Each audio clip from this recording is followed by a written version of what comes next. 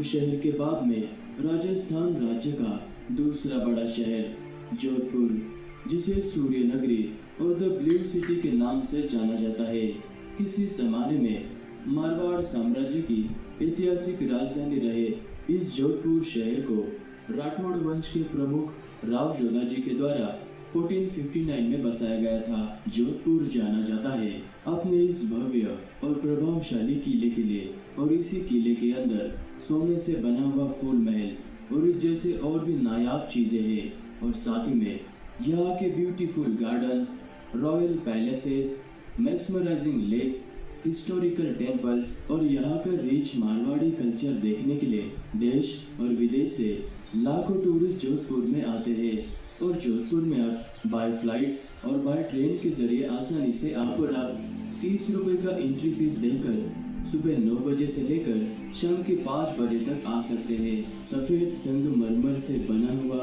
यह जसवंतखाड़ा एक स्मारक है, जिसे 1906 में महाराजा सरदार सिंह जी ने महाराजा जसवंत सिंह द्वितीय के सम्मान और स्मरणार्थ इसे बनवाया था। महाराजा जसवंत सिंह जी के बाद में आज के समय तक इस जगह को मारवाड़ के शाही परिवार के लिए शमशान घाट यानी कि अंतिम विधि करने के लिए प्रयोग किया जाता है। इसलिए आज भी यहाँ पर आपको महाराजा जसवंत सिंह द्वितीय से लेकर महाराजा हनुमान सिंह तक यहाँ पर आपको सभी राजाओं की समाधियां नजर आएगी। मुगल और राजस्थानी शैली में बने हुए इस जसवंतखाड़ा को मारवाड़ का ताजमहल भी कहा जाता है, जिसे मंदिर का स्वरूप दिया गया है।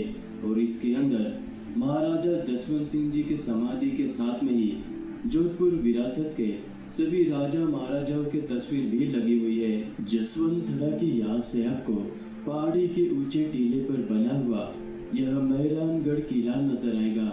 राव जोधा जी ने जोधपुर शहर को बसाने से पहले 1459 में इस मेहरानगढ़ दुर्ग का निर्माण करवाया था। इस मेहरानगढ़ किले के पहले हिस्से में आपको ये राजा महाराजाओं के हाथी के होदे देखने को मिलते हैं, जिन्हें हाथी के पीठ पर बांधा जाता है।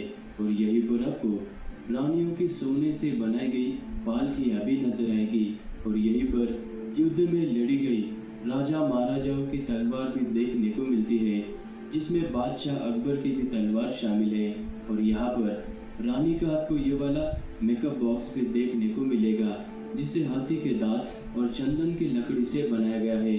और साथ ही में सोने से बना हुआ कलमदान, पानदान, ऐसी बहुत सारी चीजें आपको यहाँ पर देखने को मिलती है। मेहरानगढ़ किले के ऊपरी मंजिल पर आपको ये खूबसूरत सा शीश महल नजर आएगा, जो कि महाराजा अजय सिंह जी का ये बेडरूम हुआ करता था। बाद में इस कक्ष को पूजा घर में परिवर्तित कर दिया था। और यहीं पर आपको ये प्यारा सा फूल महल भी नजर आएगा, जिसे महाराजा अभय सिंह जी ने 18वीं शताब्दी में बनवाया था। इस फूल महल को बनाने के लिए 29 किलो सोने का प्रयोग किया गया था। मेहरानगढ़ किले के इस वाले जगह को होली चौक कहा जाता है। इस जगह पर रानियां, पटरानियां और रानियों की दासियां, राजा अपने शाही परिवार के साथ में बड़े ही धूमधाम से होली का त्योहार मनाया करते थे। इस जगह पर पुरुषों का आना बिल्कुल ही मना था।